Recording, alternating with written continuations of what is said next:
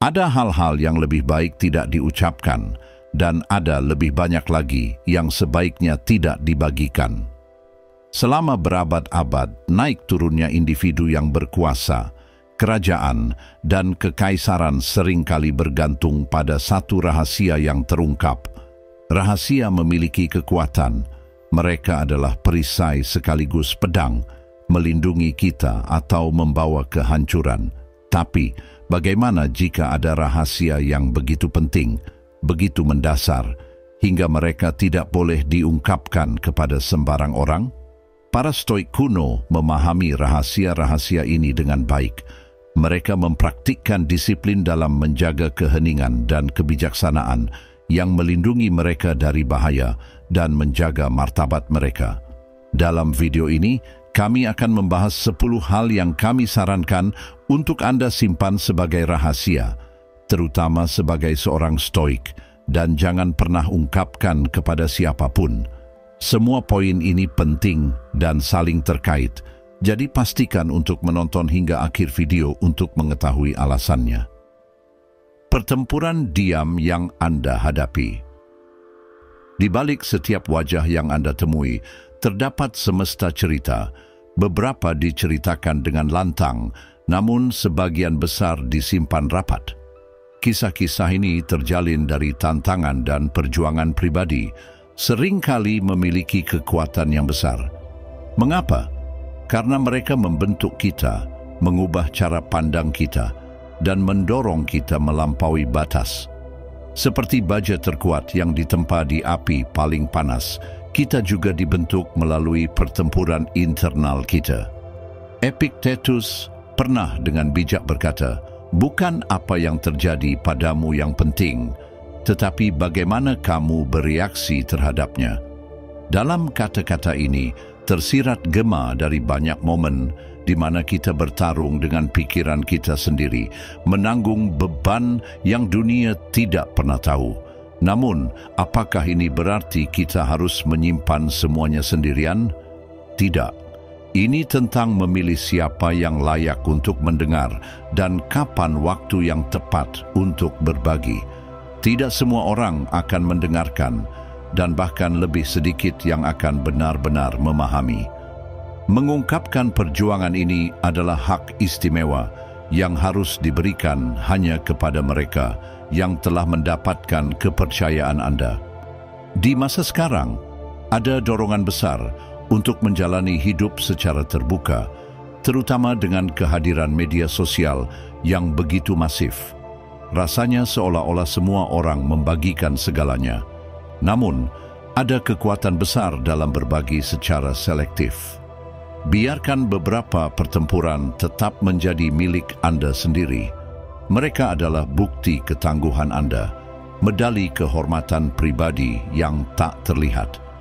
Dan meskipun sifat manusia adalah mencari pelipur lara pada orang lain, ingatlah bahwa tidak semua telinga mampu mendengar kedalaman lagu Anda. Kadang-kadang, musik dari perjuangan Anda lebih baik dihargai di tempat suci yang sunyi, yaitu hati Anda sendiri. Lagi pula, seperti yang diyakini para Stoik, transformasi sejati seringkali berkembang dalam keheningan. Bisikan keraguan diri. Pernahkah Anda berada di ambang keputusan besar hanya untuk ditarik mundur oleh bisikan lembut ketidakpastian? Pertanyaan-pertanyaan seperti, apakah saya cukup baik? Atau bagaimana jika saya gagal? Seringkali berbisik di benak kita, menghalangi kita dari potensi sejati. Sangat menggoda untuk meneriakkan keraguan ini, berharap ada yang akan menyangkalnya untuk kita. Namun, seorang Stoik memahami pentingnya menjaga keraguan ini tetap tersembunyi, setidaknya sampai mereka diakui dan diatasi. Mengapa? Karena seperti yang diajarkan Stoikisme, bukan peristiwa eksternal yang mengganggu kita, melainkan penilaian kita terhadapnya. Wawasan ini menekankan bahwa menghadapi dialog internal kita secara pribadi daripada memperkuatnya di hadapan dunia bisa menjadi pengalaman yang sangat transformatif. Dunia modern dengan segala kecepatan dan keterbukaannya, seringkali memperbesar ketidakamanan kita. Anda membagikan keraguan diri, dan tiba-tiba Anda dihujani nasihat. Banyak di antaranya bertentangan, yang hanya menambah kebingungan.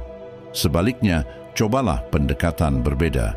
Hadapi bisikan itu dalam arena introspeksi yang sunyi. Biarkan pemahaman Anda menjadi penawarnya, bukan pendapat orang lain yang tak terhitung jumlahnya. Tantang suara-suara itu, ajak mereka berdialog, bahkan mungkin berdebat dengan mereka. Di zaman di mana setiap emosi bisa dengan cepat menjadi tontonan publik, ada kekuatan besar dalam menghargai kesendirian, terutama saat menjinakkan suara-suara liar dari keraguan diri. Mereka membutuhkan perhatian penuh Anda, bukan perhatian dunia. Bukankah lebih bijak untuk memperbaiki kebocoran di kapal secara pribadi daripada mengundang penonton untuk menyaksikan kapal itu tenggelam? Rencana masa depan Anda. Pernahkah Anda merasakan seseorang memandang Anda dengan rasa ingin tahu, mencoba menebak langkah Anda berikutnya? Ada sesuatu yang sangat berdaya dalam menyimpan rencana masa depan Anda dengan penuh kehormatan tanpa menjadikannya bahan obrolan meja makan. Aspirasi, impian, dan ambisi Anda adalah milik Anda untuk dihargai. Dengan tidak mengungkapkan setiap detail, Anda mempertahankan elemen misteri dan ketidakpastian.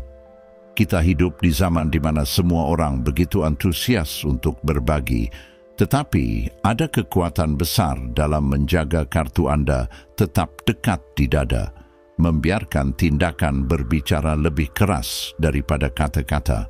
Sejarah dipenuhi dengan kisah individu yang terlalu dini membanggakan rencana mereka, hanya untuk melihatnya hancur. Ambil contoh Napoleon Bonaparte. Kejeniusannya dalam strategi militer tak tertandingi, tetapi rasa percaya diri berlebihan yang menyebabkan ia seringkali membeberkan rencananya menjadi titik kelemahannya.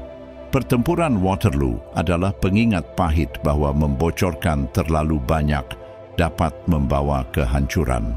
Sebaliknya, para tokoh seperti Howard Hughes dikenal menjaga rencana bisnis mereka sangat rahasia, memastikan para pesaing selalu tertinggal satu langkah di belakang. Ini adalah pelajaran tentang kekuatan ketidakpastian dan keuntungan strategis dari kebijaksanaan.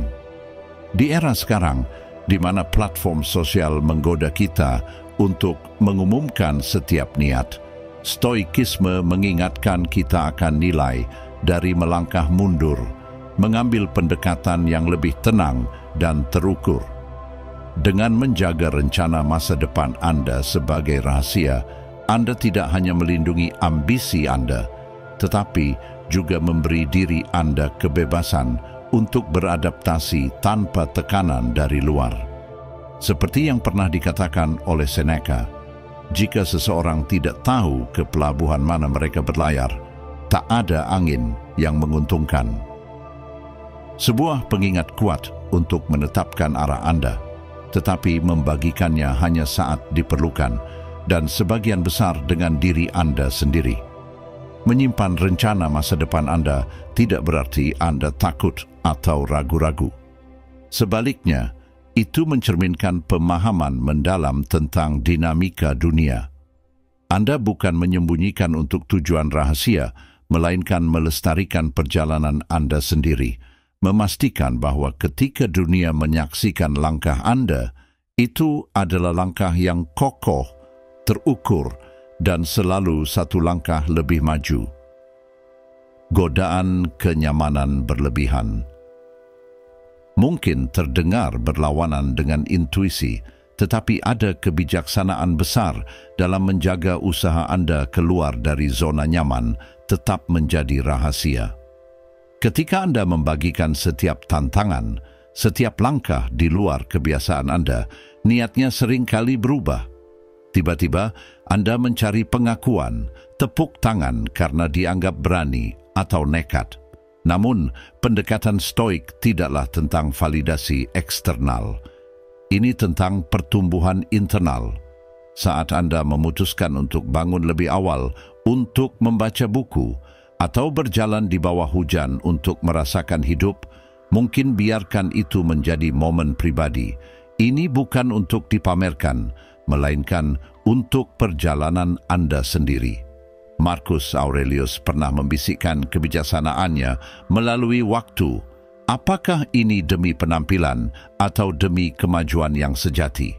Sejarah mencatat tokoh besar seperti Alexander Agung yang, meskipun memiliki segala kemewahan yang bisa ia panggil, memilih untuk tidur di tanah dan makan ransum yang sama dengan prajuritnya. Ia melakukannya bukan untuk pertunjukan, tetapi untuk mengingatkan dirinya akan realitas kehidupan dan untuk tidak larut dalam ilusi kenyamanan dan kemewahan. Meskipun kita tidak memimpin pasukan besar, tantangan kita tetap nyata. Perjuangan kita tidak kalah signifikan. Dalam dunia yang serba cepat ini, di mana kenyamanan sering hanya sejauh satu klik, ingatlah bahwa angin, hujan, dan jalan mendaki yang beratlah yang membentuk gunung. Begitu pula dengan tantangan yang kita peluk dalam diam, membentuk siapa kita. Tidak ada salahnya menikmati kenyamanan, tetapi jangan lupakan untuk sesekali melangkah keluar dari zona nyaman Anda tanpa perlu menjadikannya sebuah tontonan. Dalam momen-momen pribadi itu, kita menemukan versi diri kita yang sering kali terlupakan. Kerentanan dan kelemahan Anda. Dikatakan bahwa setiap pahlawan memiliki tumit Achilles, titik lemah yang meskipun tersembunyi dapat membawa kehancuran. Manusia dalam keindahan ketidaksempurnaannya terdiri dari kekuatan dan kerentanan. Bagian-bagian rapuh dari jiwa kita ini membutuhkan pelindungan, bukan pengungkapan. Menjaga kerentanan bukan berarti menyembunyikannya atau menyangkal keberadaannya.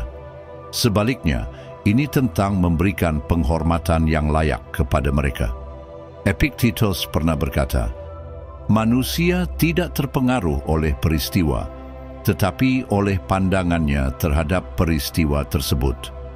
Pernyataan ini menunjukkan bahwa bukan kerentanan yang mendefinisikan kita, melainkan cara kita memandang dan menangani kelemahan tersebut.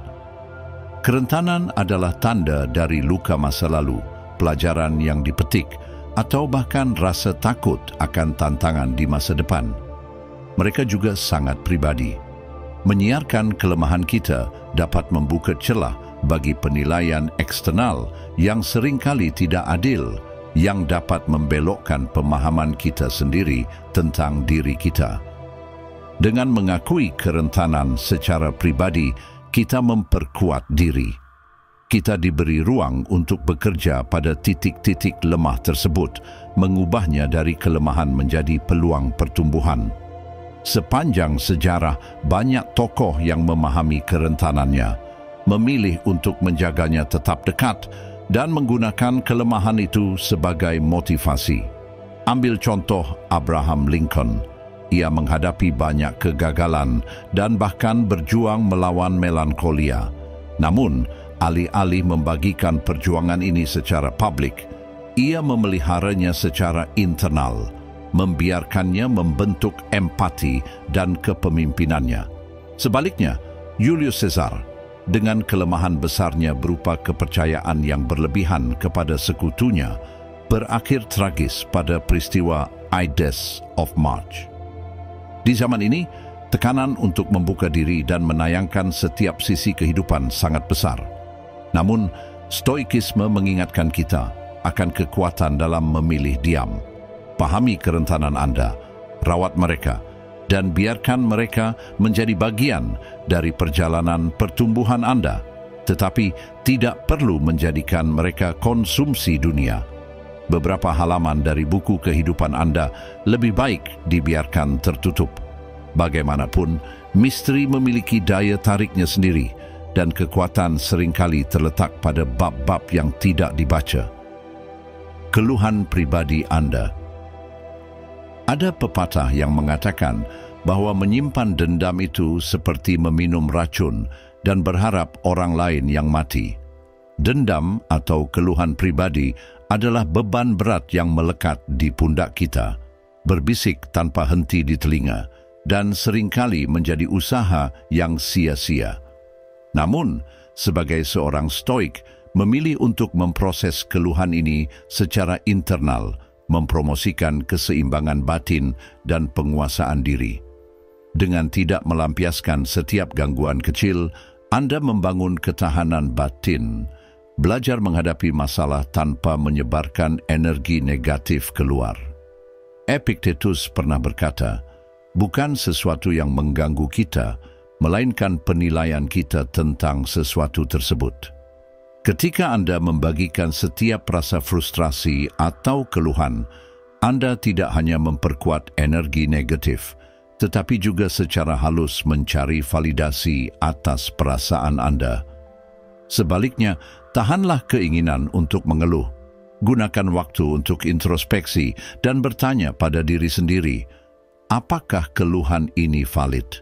Dapatkah saya mengendalikannya? Haruskah ini benar-benar memengaruhi kedamaian batin saya? Seringkali refleksi ini akan mengungkapkan bahwa sebagian besar keluhan bersifat sementara dan tidak layak menyita energi kita. Dan untuk keluhan yang memang penting, menghadapinya secara langsung tanpa hanya mendiskusikannya jauh lebih memuaskan dan produktif. Sejarah memberi kita banyak pelajaran tentang orang-orang yang membiarkan keluhan pribadi menguasai hidup mereka hanya untuk berakhir tragis. Lihatlah kisah Aaron Burr dan Alexander Hamilton yang saling memendam kebencian begitu lama hingga akhirnya mengakibatkan duel mematikan. Burr kehilangan reputasinya, sementara Hamilton kehilangan nyawanya. Semua ini karena keluhan yang tidak pernah diatasi dengan bijaksana. Dalam dunia modern, di mana masyarakat sering mendorong kita untuk melampiaskan emosi sebagai bentuk terapi, stoikisme menyarankan sebaliknya. Proseslah keluhan Anda secara internal, pahami akarnya, dan bertindaklah dengan kebijaksanaan, bukan impuls. Jadi, lain kali saat Anda merasakan sengatan rasa kesal, berhenti sejenak, renungkan, dan tanyakan pada diri sendiri, apakah mengungkapkan keluhan ini akan mengubah sesuatu? Atau hanya akan memperkeruh keadaan? Karena terkadang, keheningan adalah respons yang paling kuat, dan kedamaian adalah kemenangan terbesar. Prestasi dan kesuksesan pribadi Anda. Ada kepuasan yang tenang dalam mencapai sesuatu, baik besar maupun kecil. Namun, dorongan dunia modern seringkali memaksa kita untuk mengumumkan momen-momen ini kepada semua orang. Jalan stoik, bagaimanapun, mendorong kita untuk merangkul dan menghargai pencapaian ini secara internal daripada mencari validasi dari luar. Mengapa? Karena validasi dari dalam diri sendiri adalah sesuatu yang berkelanjutan. Itu tulus. Ketika Anda terlalu cepat membagikan kesuksesan Anda, seringkali nilainya memudar, berubah dari pencapaian yang mendalam menjadi sekadar topik obrolan. Namun, hal ini tidak berarti Anda tidak boleh berbagi kebahagiaan dengan orang terdekat. Ini lebih kepada mengenali perbedaan antara berbagi kebahagiaan dan mencari pengakuan. Ketika kita menginternalisasi dan benar-benar menghargai pertumbuhan serta pencapaian kita, kita menjadi lebih mandiri, menarik kekuatan dari dalam diri kita sendiri. Sejarah menawarkan banyak pelajaran dari mereka yang terlalu lantang tentang kesuksesan mereka, hanya untuk menghadapi konsekuensi tak terduga. Ambil legenda Ikarus, misalnya. Meskipun bukan tokoh sejarah nyata, kisahnya mencerminkan sifat manusia. Terbuai oleh kegembiraan terbang, ia melampaui batas, mendekati matahari, dan akhirnya jatuh ke laut. Kesombongannya, hasratnya untuk melampaui batas demi kebanggaan, menjadi penyebab kehancurannya. Dengan merangkul kesuksesan dengan kerendahan hati, Anda tidak meremehkan pencapaian tersebut. Sebaliknya, Anda memperkuat artinya. Di era modern ini, dengan konektivitas yang begitu tinggi, tantangannya menjadi unik. Tapi, itu juga memberikan peluang. Lain kali Anda mencapai sesuatu, ambil waktu sejenak. Rasakan itu, nikmati sepenuhnya. Kemudian, putuskan dengan hati-hati kepada siapa Anda akan membagikannya. Ingat, bukan setiap kemenangan membutuhkan sorakan dari kerumunan. Keinginan tersembunyi di hati Anda.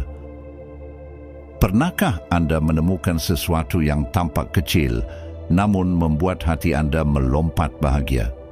Mungkin itu adalah impian sederhana untuk belajar alat musik baru, atau mungkin keinginan untuk menari di bawah hujan.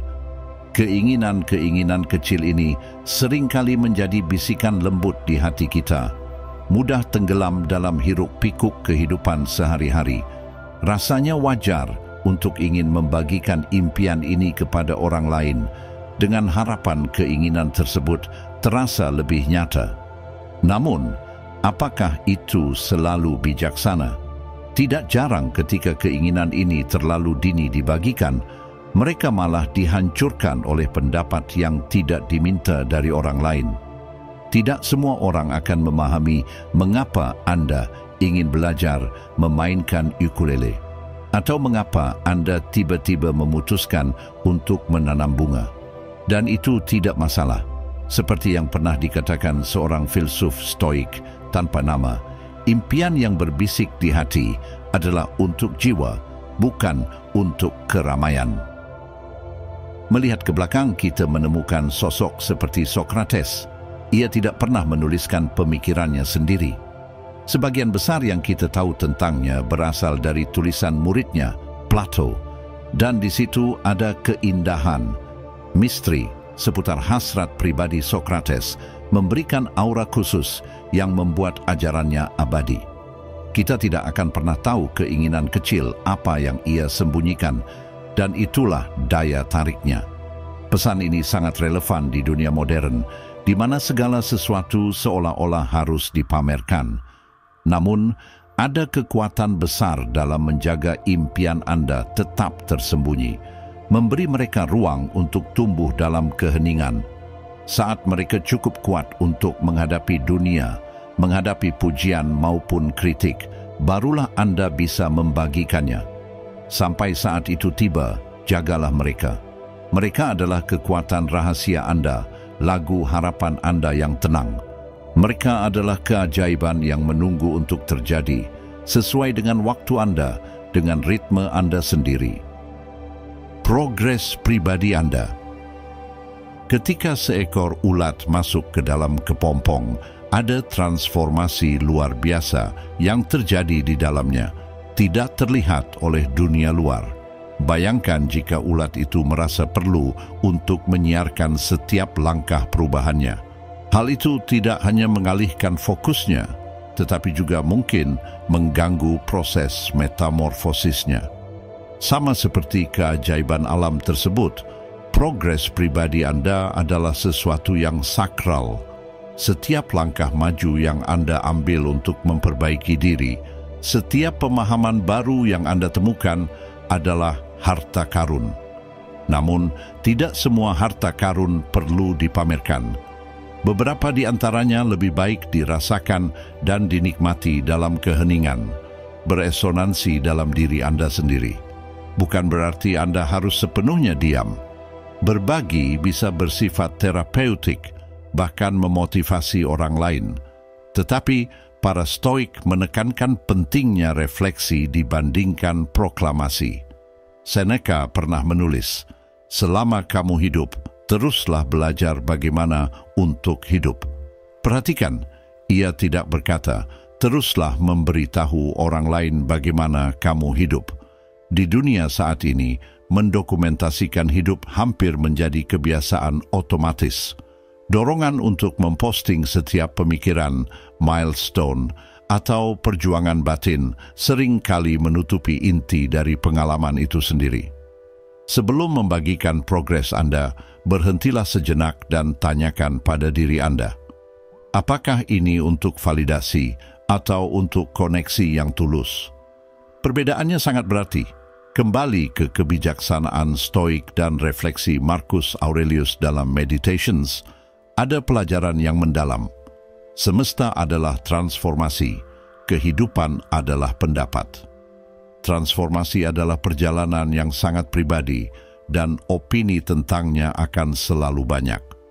Saat Anda menavigasi perjalanan perubahan pribadi Anda, ingatlah bahwa terkadang lebih berdaya untuk melangkah dengan tenang dibandingkan mengumumkan setiap langkah. Pada akhirnya, hasil akhir versi terbaik dari diri Anda akan berbicara jauh lebih keras daripada pembaruan apapun yang pernah Anda bagikan. Arus emosi Anda. Kanvas kehidupan dipenuhi oleh berbagai warna emosi, kebahagiaan, kesedihan, cinta, kemarahan, dan banyak lagi. Namun di era di mana setiap orang cenderung memamerkan emosi mereka secara terbuka, ada kekuatan besar dalam menjaga beberapa perasaan tetap tersembunyi. Menahan diri untuk tidak membagikan emosi Anda bukanlah tentang menekan mereka. Sebaliknya, ini adalah pengakuan bahwa emosi adalah pengalaman pribadi yang kompleks dan seringkali membutuhkan waktu untuk benar-benar dipahami. Dalam banyak kasus, membagikan emosi Anda terlalu cepat tidak hanya dapat salah dimengerti, tetapi juga bisa memperburuk dampaknya. Para stoik mengingatkan kita bahwa emosi, ketika dibiarkan berkembang secara alami, akan mengungkapkan kedalaman dan maknanya yang sejati. Marcus Aurelius, salah satu filsuf stoik terbesar, sering mencatat refleksi pribadinya dalam Meditations. Tulisan-tulisan ini tidak pernah dimaksudkan untuk konsumsi publik. Sebaliknya, mereka adalah percakapan pribadi yang penuh emosi, ditulis untuk dirinya sendiri. Karya-karya pribadi Marcus menjadi pengingat bahwa introspeksi adalah cara terbaik untuk memahami dan menerima perasaan kita. Di zaman sekarang, dengan segala tekanan untuk segera bereaksi dan membagikan segalanya, ada kebijaksanaan dalam membiarkan emosi Anda menetap terlebih dahulu. Ketika Anda memberi ruang bagi emosi untuk berkembang, Anda tidak hanya lebih mampu memahami mereka, tetapi juga dapat memutuskan dengan bijak kapan atau apakah emosi tersebut layak untuk dibagikan. Tidak setiap perasaan memerlukan unggahan atau cerita. Beberapa perjalanan emosional lebih baik dijalani sendiri, sampai hati Anda benar-benar siap untuk berbagi. Ingat, perjalanan Anda melalui lanskap emosi adalah milik Anda. Bukan setiap perjalanan memerlukan penonton. Terkadang, kekuatan terbesar ditemukan dalam keheningan dan kedamaian muncul saat Anda membiarkan perasaan Anda berkembang tanpa tergesa-gesa. Terima kasih telah menyaksikan video ini. Dukungan Anda adalah fondasi yang memungkinkan kami terus menghadirkan konten yang mencerahkan ke seluruh penjuru dunia. Jika Anda memiliki ide atau topik yang ingin kami bahas lebih dalam, jangan ragu untuk meninggalkan komentar di bawah. Kami sangat menghargai masukan Anda. Jika Anda merasa konten ini bermanfaat, jangan lupa untuk menyukai video ini dan tekan tombol subscribe untuk terus mendukung kami. Mari bersama-sama menjaga api pengetahuan tetap menyala terang dan menginspirasi lebih banyak orang. Sampai jumpa di video selanjutnya.